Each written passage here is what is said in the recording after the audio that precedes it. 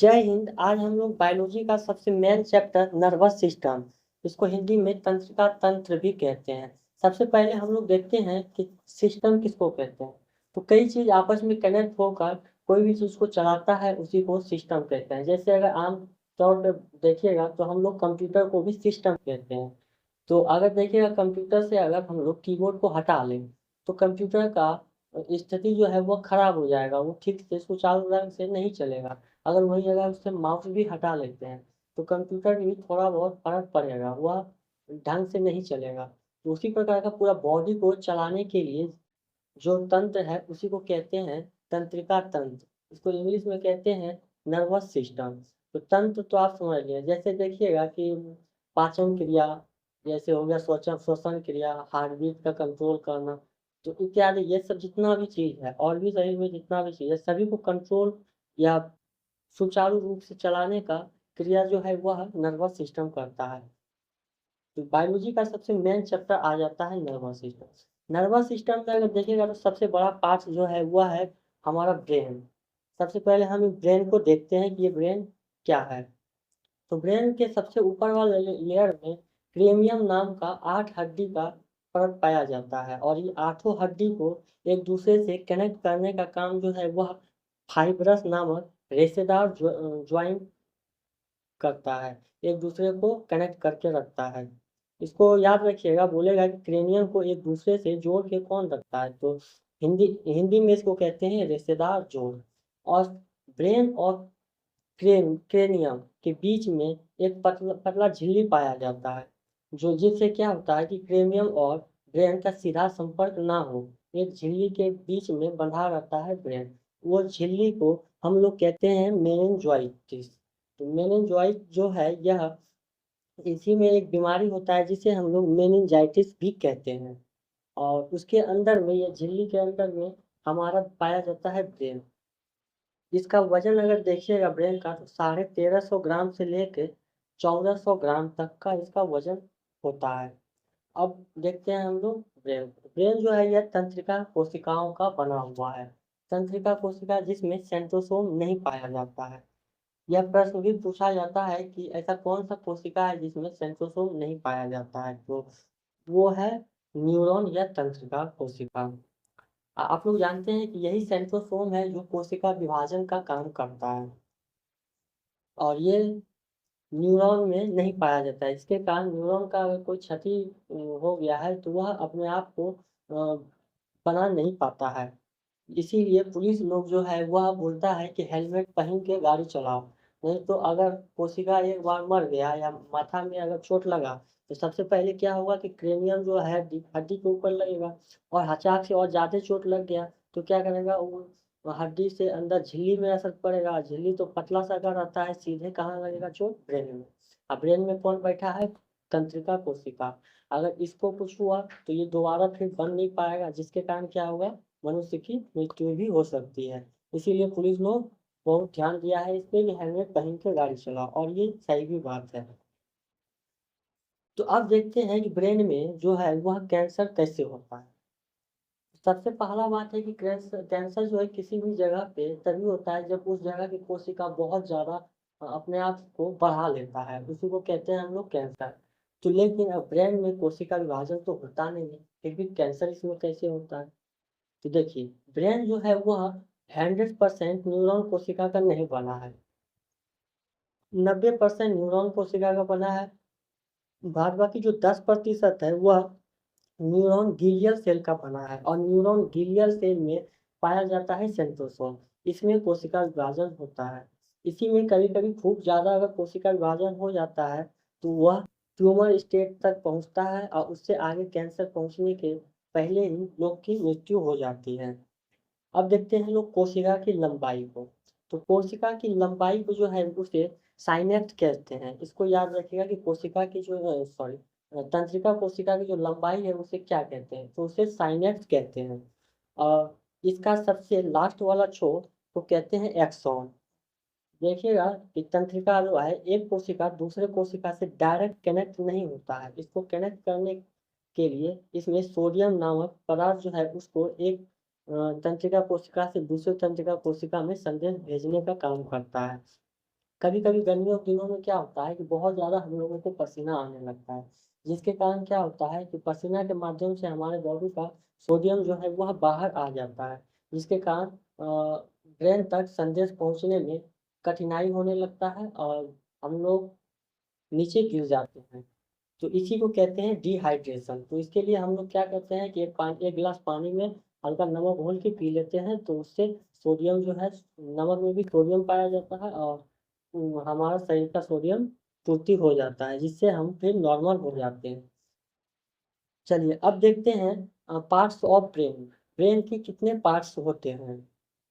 चलिए सबसे पहले हम लोग जान लेते हैं कि ब्रेन का जो है वह 3 पार्ट्स होते हैं। कौन कौन है? जो अग्र मस्तिष्क, ये बाहर का जो ऊपरी भाग है इसी को कहते हैं अग्र मस्तिष्क, और ऊपरी भाग के बीच में रहता है उसको कहते हैं मध्य मस्तिष्क, और पार्श्व मस्तिष्क जो है यह सबसे पीछे देखिएगा छू के तो सब गर्दन के पास सबसे पीछे में यह पाया जाता है पार्श्व मस्तिष्क। सबसे पहले हम लोग देखते हैं अग्र मस्तिष्क का। तो अग्र मस्तिष्क का सबसे बड़ा भाग जो है वह है सेरिब्रम। ये पूरा ही मस्तिष्क का लगभग 66% अपने आप में समाया हुआ है। तो इसीलिए सबसे बड़ा अगर पूछा जाएगा सबसे बड़ा ब्रेन का भाग कौन है, तो वह है अग्र मस्तिष्क। इसको हम लोग प्राण मस्तिष्क भी कहते हैं। अब देखते हैं इसका काम क्या है। तो इसका काम क्या है? हमारा याददाश्त, हमारा मेमोरी पावर किस प्रकार है। किसी किसी को आप देखते होंगे कि फटाफट पढ़ा, जैसे तुरंत पढ़ा तुरंत उसको याद हो गया, उसका जो है ये सेरिब्रम तगड़ा है। और कोई कोई ऐसा व्यक्ति होता है जिसके सामने में उसके सामने में लोग आता है बोलता है, लगता है कहीं आपको देखे हैं, शायद आप पापा हैं। देखिए ऐसा उसका है, उसका तो बिल्कुल ही सेरिब्रम काम नहीं करता है। तो सेरिब्रम जितना अच्छा हो उतना बढ़िया है, आपका मेमोरी पावर को यह बढ़ाने का काम करता है। फिर अगर मस्तिष्क का दूसरा पार्ट देखते हैं जिसको कहते हैं थैलेमस। थैलेमस जो है यह बाहरी वातावरण का अनुभव हम हमारे दिमाग तक को पहुंचाता है। जैसे बाहर में ठंडा है, वो बताएगा ब्रेन तक को कि बाहर में ठंडा है, फिर गर्मी है, कोई लाठी लेके मार रहा है, कोई पीछे से आके चूंटा काट लिया, कोई पीछे से आके बाल खींच लिया, तो ये सभी जो है ये सभी कौन बताएगा? थैलेमस बताता है मस्तिष्क को। फिर आगे देखते हैं अग्र मस्तिष्क का भाग में देखते हैं हाइपोथैलेमस। देखिए थैलेमस और हाइपोथैलेमस दोनों नाम हल्का हल्का मिलता है। तो जैसे थैलेमस का काम था बाहरी वातावरण को महसूस करना, उसी प्रकार का हाइपोथैलेमस का जो काम है वो है अंदर के शरीर के अंदर का वातावरण को महसूस कराना। तो अगर एक चीज और देखिएगा, थैलेमस जो है यह शराबी व्यक्ति का काम करना बंद कर देता है। इसीलिए कोई अगर व्यक्ति नशा में है तो उसको खूब मारिए पीटिए, उसको कुछ फर्क नहीं पड़ता है, काहे कि उसका थैलेमस जो है वो गड़बड़ा जाता है। अब भोरे उठ के बोलेगा सेरिब्रम को कि कौन मारा था याद है। अगर मेमोरी पावर बढ़िया रहेगा तो उसको बोलेगा कि नहीं फलाना मारा था। तो ऐसा होता है। अगर मस्तिष्क का दो भाग समझ लिए, सेरिब्रम, थैलेमस।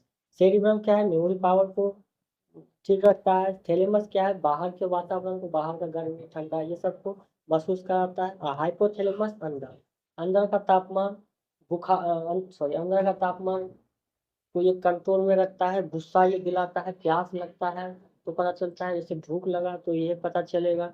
प्यार, लव, घृणा, दोस्त जितना भी है, हरा पीला नीला जितना भी अंदर से होता है सभी किसका काम है? हाइपोथैलेमस का काम है। हाइपोथैलेमस जो है वो सल्फ्यूरिक एसिड से वह ज़्यादा एक्टिव हो जाता है। इसीलिए जितना भी साधु संत लोग हैं लहसुन प्याज सब नहीं खाता है, काहे कि अगर वो ज़्यादा खाएगा तो उसका हाइपोथैलेमस ज़्यादा एक्टिव होगा और वो ज़्यादा इधर उधर चक्कर पकड़ करने लगेगा और सब। ठीक है, तो समझ ही गए होंगे हाइपोथैलेमस का क्या काम है। अब देखते हैं मध्य मस्तिष्क। मध्य मस्तिष्क को ही दो भागों में बांटे हैं। कौन कौन है? पहला पहला है कार्पोरा, दूसरा है सेरिबरम, जिसको पेंडिकल भी कहते हैं। तो कार्पोरा का काम देखिए क्या है।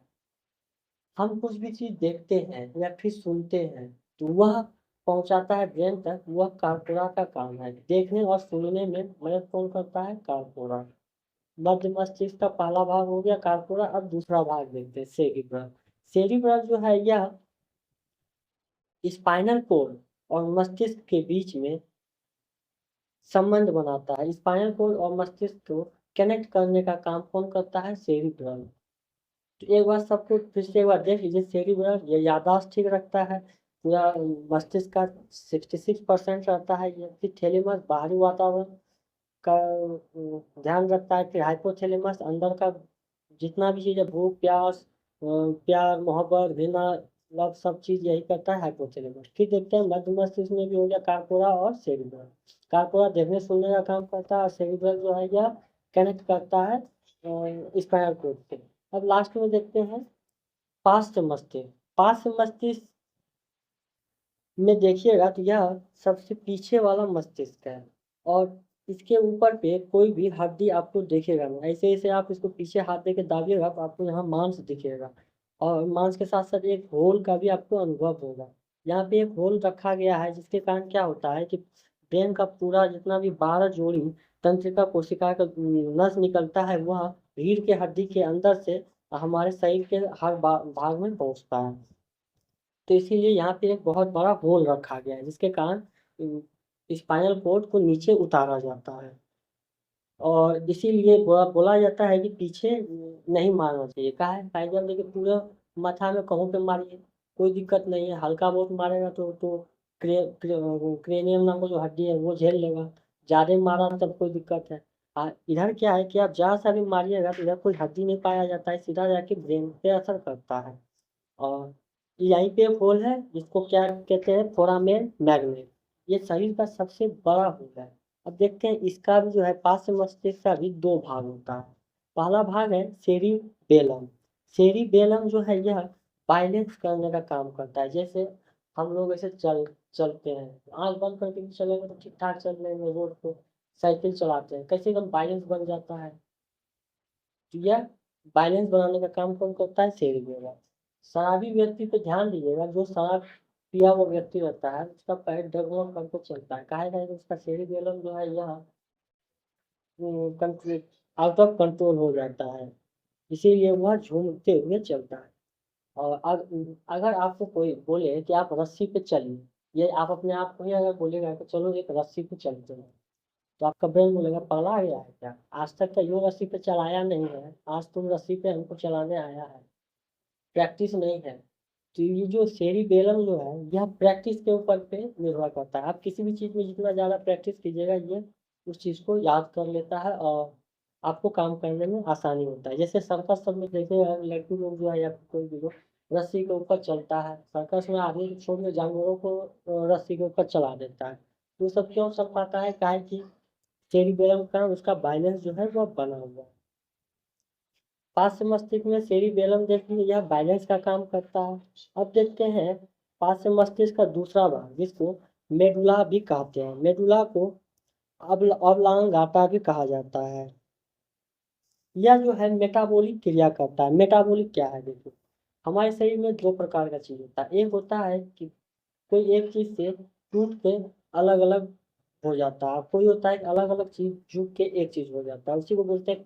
जो चीज टूटा उसको बोलेंगे कैटाबोलिक, जो चीज जुटा उसको बोलेंगे एनाबोलिक। अब आप लोग कमेंट करके बताइए कि हमारे शरीर के अंदर ऐसा कौन कौन सी क्रिया है जो कैटाबोलिक और एनाबोलिक का काम करता है। इसको आपके ऊपर पे छोड़ें, नहीं तो इसको अगले वीडियो में हम बताएंगे कि ये क्या है।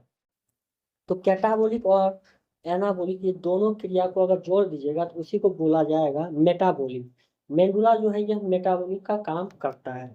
इसी में आ जाता है कुल टोटल हमारे शरीर का जितना भी भाग देगा, पाचन क्रिया इसी यही कंट्रोल करेगा, श्वसन तंत्र यही कंट्रोल करेगा। जैसा आप सोचे हैं खाना जब खाए हैं तो हम लोग को काम होता है कि गर्दन से नीचे ढकेल देना, बाद बाकी कोनो क्या है कि बटन उटन है कि टिपना पड़ता है, खाना कौन पचेगा कैसे पचेगा, या कोई स्क्रीन टच लगा हुआ नहीं ना है।